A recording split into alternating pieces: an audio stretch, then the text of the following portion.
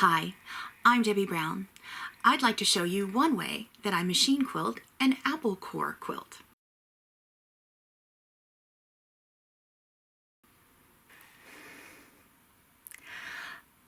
I want to quilt this Apple Core quilt using a neutral thread. These are Benertech's Dreamscape fabrics, and neutral for this really bright palette of fabrics for me would be either bright yellow or lime green. I chose bright yellow for this, and I picked a spool of Wonderfill Fabulux thread, which is a 40-weight polyester, variegated with a couple different shades of bright yellow in it. And what I would like to do is to stitch right along each of these curves, a 1/4 inch away. And you can see I've taken a little chalk marker and extended the line, extended that seam line, kind of guessing at it to continue that curve down into the border. And I want to stitch the vertical lines on here. So I have my machine set up with the walking foot on. My stitch length is at 3 millimeter, and since I'm going to stitch from the top to the bottom, I don't really need to worry about knots. So I'm going to start with the 1/4 inch edge of my foot, which is this inside lip here, right on what that drawn chalk seam line is. Now these are pretty tight curves for a walking foot, so I'm going kind of slow. And whenever I feel that it's not curving as much as I want it to, I give it a little pivot.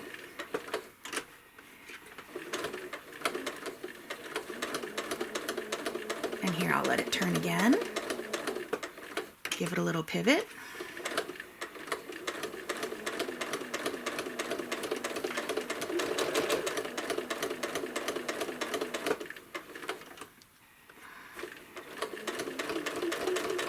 I don't want to let it go too long before I pivot because it's going to look like a series of straight lines and sharp turns.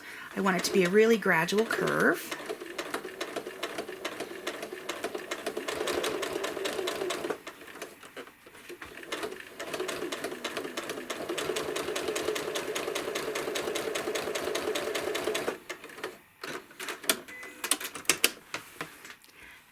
And there's my first curve. I'm going to do the same thing on the other side of that seam because I'd like to highlight that seam. So I have that same 1/4 inch mark on the inside of the foot. It doesn't have to be a 1/4 inch. I'm just using a 1/4 inch since that mark is already on my foot. And I'm going to stitch inside the curve. Again, taking it slow. I'm even going to slow the machine down a little bit. And keeping that curve as smooth as possible.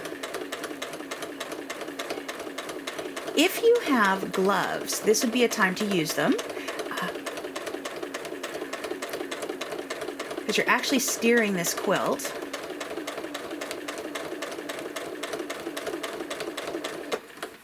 I'm going to give it a little bit of a pivot. And anything that helps you hold on to the fabric better is going to keep your hands from getting tired. On a project this small, I can do it without gloves. But on a full-size quilt, I promise I'd be using gloves so I didn't have to press so hard with my fingers. So I have my double line here, and I'm going to continue doing that here on all of the curved seam lines going up and down on my quilt.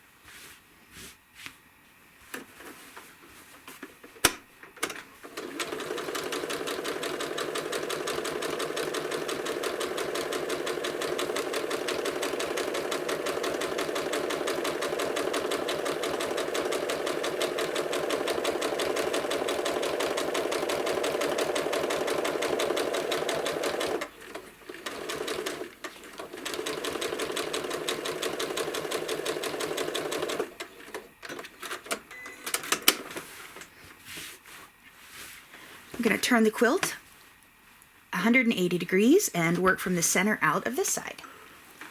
Doing the same thing.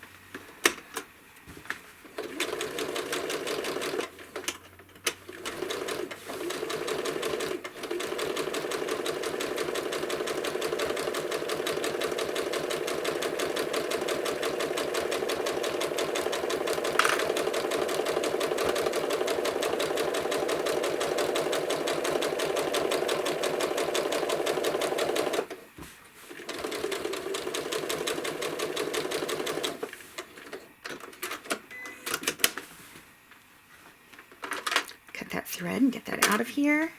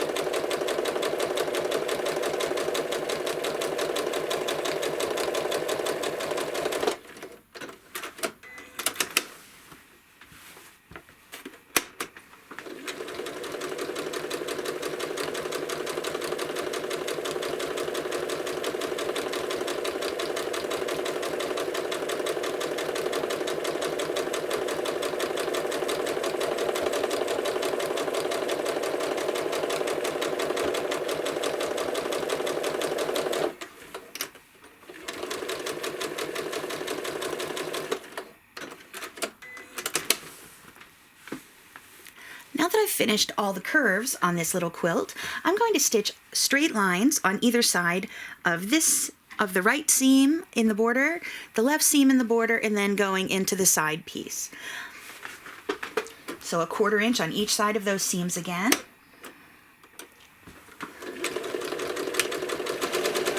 Since it's straight, I've turned up the speed on my machine.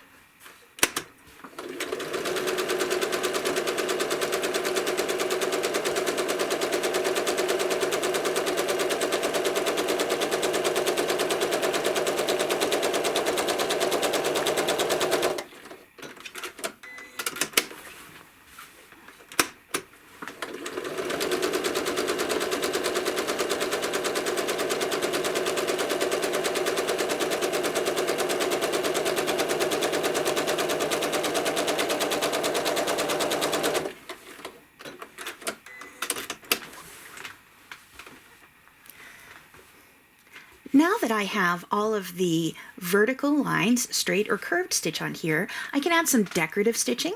So I'm going to change to my free motion quilting foot. I'm going to drop my feed dogs.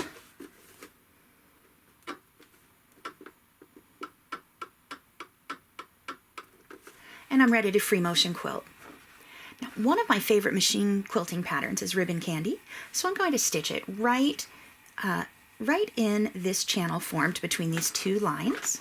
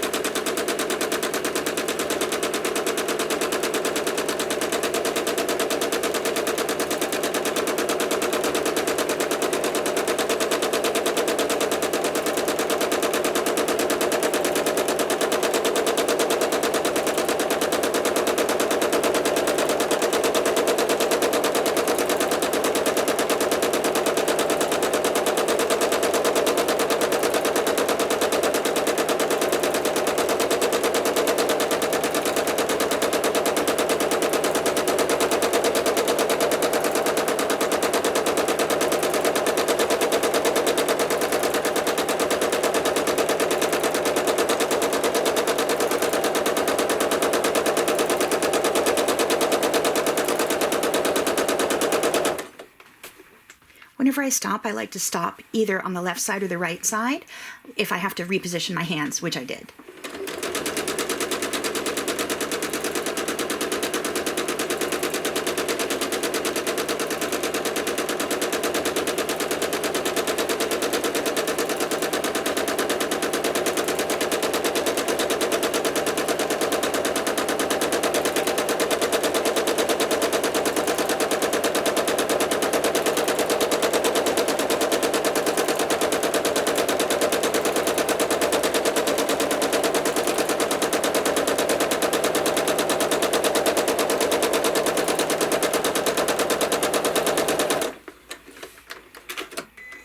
Finish when I get to the bottom there. For this green area on the right, the yellow thread's not going to show up on there very much. And to be honest, this is going to be a placemat for my mother, so the quilting doesn't matter that much. I can just have fun. What I'm going to do is quilt some swirls because I like swirls.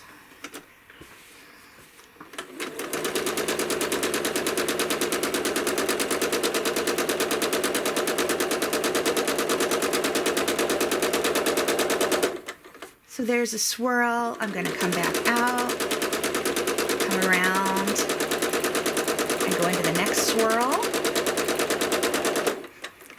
If I line them up like I just did, I tried to not have them the same size.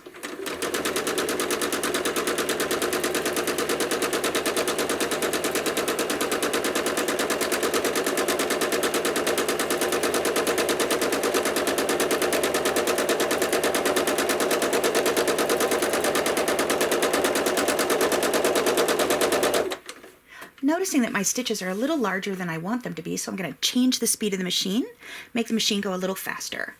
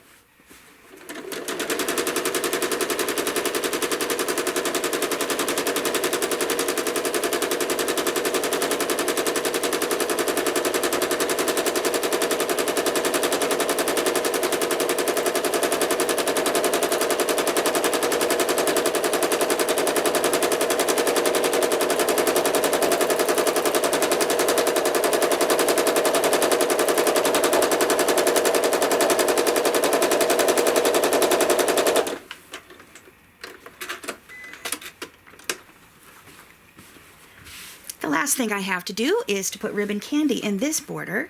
However, if you see on this one, I have space on either the left side and the right side. Here, if I stitch it, I can go all the way into the binding.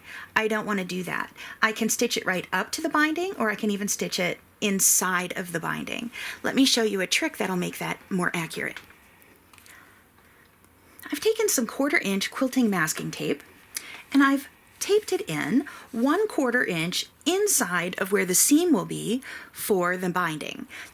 That way I will have 1/4 of an inch of black fabric showing between the ribbon candy and the binding.